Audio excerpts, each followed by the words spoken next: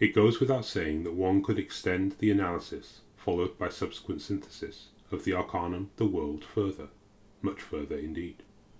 One could, for example, establish the role of the four elements in the four worlds, or planes, namely the world of emanation, the world of creation, the world of formation, and the world of action, or Atziluth, Priya, Yetzirah, and Asiya, according to the Sephiroth tree, by taking the 10 Sephiroth for each plane, and by summarizing for each plane, by means of synthesis, the result obtained. If we were to do this, what would we obtain? We would obtain the system of the minor arcana of the tarot, i.e. the 4 times 10 cards numbered 1 to 10, and the 4 times 4 figures, synthesizing the teaching of the 4 elements in relation to the 4 worlds. We would thus obtain the 14 numerical cards and the 16 cards of figures of the system of minor arcana of the tarot, i.e. 10 numerical cards of pentacles, 10 numerical cards of swords, 10 numerical cards of cups, and 10 numerical cards of wands, as well as the 4 cards of figures of pentacles, 4 cards of figures of swords, 4 cards of figures of cups, and 4 cards of figures of wands. With regard to the 16 cards of figures, the correspondence between the 4 worlds and figures is Knave, world of action, Knight, world of formation, Queen, world of creation, King, world of emanation. Concerning the 4 suits, pentacles, swords, cups, and wands, they correspond exactly to the structure of the sacred name YHVH, and consequently to the 4 elements. Wands represent the emanating principle, the Yod of the divine name. Cups represent the conceiving principle, the first Hey of the divine name. Swords represent the formative principle, the vow of the divine name. And pentacles symbolize the principle of form, the second Hey of the divine name. The 56 minor arcana of the tarot are, therefore, simply a development from the last major arcana of the tarot, the world, developed Kabbalistically, rigorously and mathematically, where systematization is pushed so far that one asks oneself involuntarily if it is not a matter of a rationalistic performance, pure and simple. Indeed, it is difficult to accept in the first instance the minor arcana of the tarot as arcana in the sense of the major arcana that we have been meditating upon. For the rational arrangement so jumps out at one that one is tempted to reject it as playing around, and therefore as something far inferior to the major arcana of the tarot. Nevertheless, there was a school, that of St. Petersburg in the first quarter of this century, mentioned in letter 21, where it was taught that the so-called minor arcana of the tarot are in reality major arcana in the sense that they signify a more elevated degree of knowledge and experience than that corresponding to the so-called major arcana of the tarot. The minor arcana are to the major arcana as the upper school is to the lower school. Such was the accepted thesis at the school in question. Now, after more than 45 years of effort and study have elapsed, I must tell you, dear unknown friend, that the above thesis does not do justice to the arcana of the tarot, either to the major or to the minor arcana.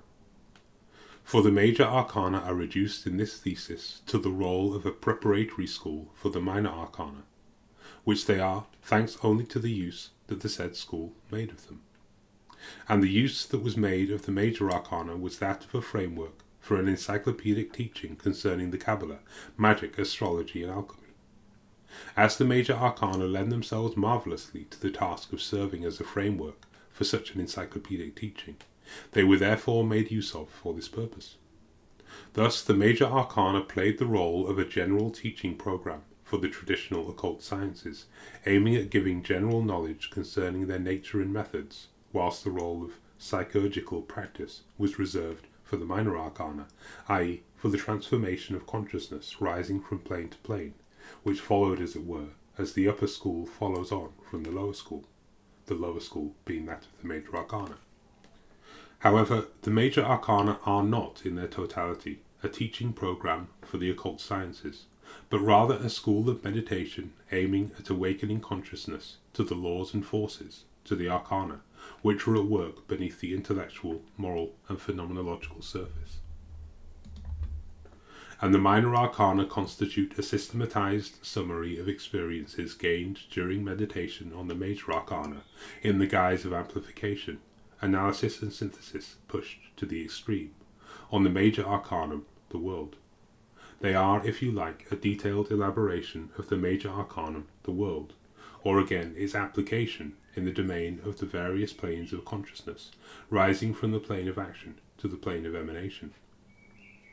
As it would ask too much of your forces, dear unknown friend, if I were to present you, in addition to the present 22 meditations on the major arcana of the tarot, another 56 meditations on the minor arcana, and as also the time necessary for this task is lacking, I invite you, dear unknown friend, to do this work yourself, to write in the manner of these letter meditations on the minor arcana of the tarot. It is so as to facilitate this task that I propose the following considerations, which can serve as a key to the minor arcana of the tarot. These are: the minor arcana of the tarot represent the way of ascent from consciousness belonging to the world of action, or the phenomenal world, through the world of formation and the world of creation to the world of emanation. Thus it is a matter of 4 degrees, including the summit, of ascent from the world of sensual and intellectual imagery, which corresponds to pentacles, to the world or degree of destruction of this imagery, or the wilderness, which corresponds to swords, so as to attain to that degree of spiritual poverty which is necessary to become a receptacle for revelation from above, which degree corresponds to cups. The summit is attained when the cup of consciousness which receives the revelation from above is transformed, by cooperating with revelatory action, into this latter. It then becomes revelatory activity itself, being actively united with the world of emanation. Then the degree of wands or scepters is attained, i.e. that of pure creative activity. Therefore the way begins in the world of coins or pentacles. This is the world of the imagery of facts, intellectual constructions, and imagined ideals. Here, consciousness surrounds itself with a world of images. On the one hand, the memories of experiences, and on the other hand, the formulae and schemes of the intellect, as well as those of moral imagination, which latter we call ideals. This world of images is neither reality nor illusion. It consists of values or images corresponding to reality, and which are therefore convertible into reality. For this reason, coins are its symbol. For just as pieces of money are not themselves board, heating and lodging, but can be converted into board, heating and lodging, so do memory images and the formulae and schemes of the intellect and moral imagination represent realities, being worths that may be converted into reality. Now, the world of coins, the world of images, has a twofold significance. It signifies, on the one hand, the wealth acquired by consciousness, and on the other hand it signifies the totality of that which must be renounced if consciousness wants to come to spiritual reality. Because in order to convert money into real things, i.e. in order to buy them, one has to pay.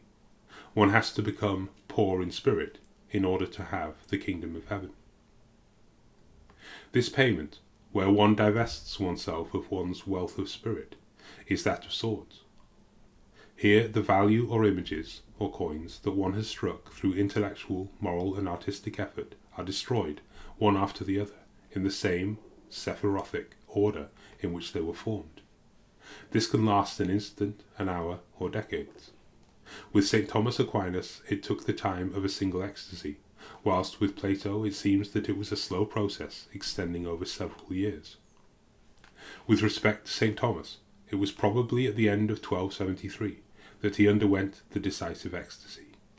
It lasted so long that his sister, with whom he was staying at the time, became concerned and thus questioned Brother Reginald, who said to her, "The Master is often caught up in spiritual rapture when he contemplates anything, but I have never before seen him taken out of his senses for so long."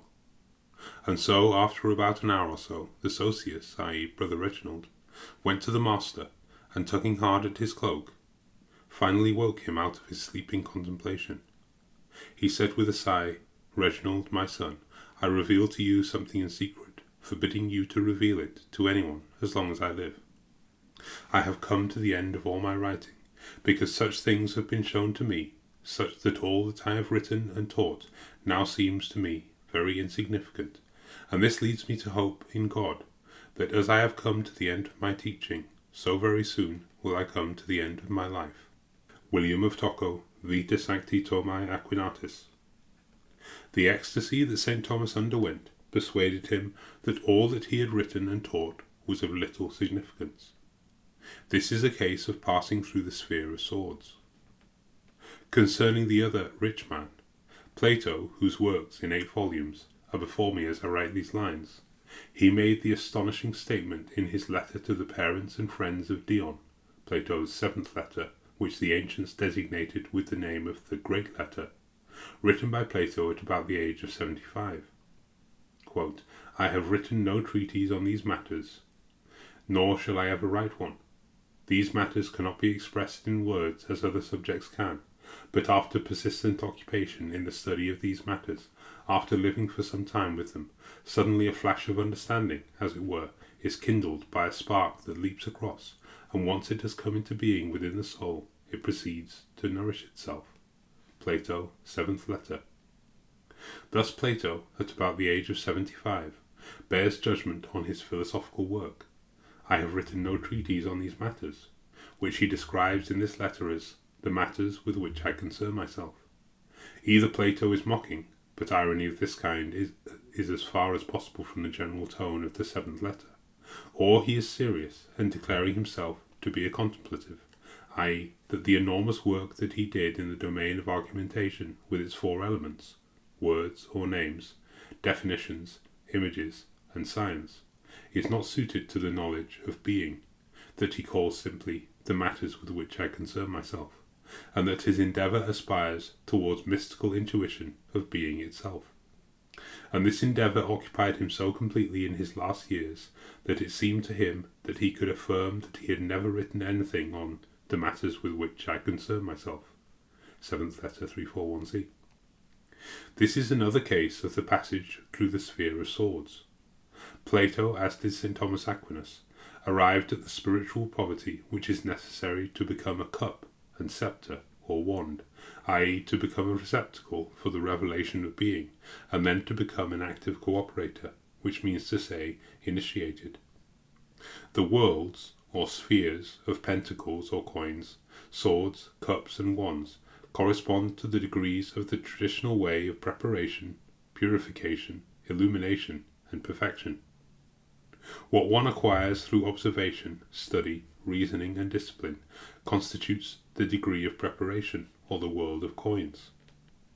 This world exposed to the action of the breath of the real constitutes the degree of purification, or the world of swords. That which remains after this trial becomes the virtue or faculty of the soul to receive illumination from above. This is the degree of illumination, or the world of cups. And lastly, to the extent that the soul raises itself from receptivity to active cooperation with the divine, it is admitted to the degree of perfection, or to the world of sceptres or wands. These are the things which can serve as a key to the minor arcana of the tarot, for your work, dear unknown friend, on these arcana. Adieu, dear unknown friend. Festival of the Holy Trinity, 21st of May, 1967.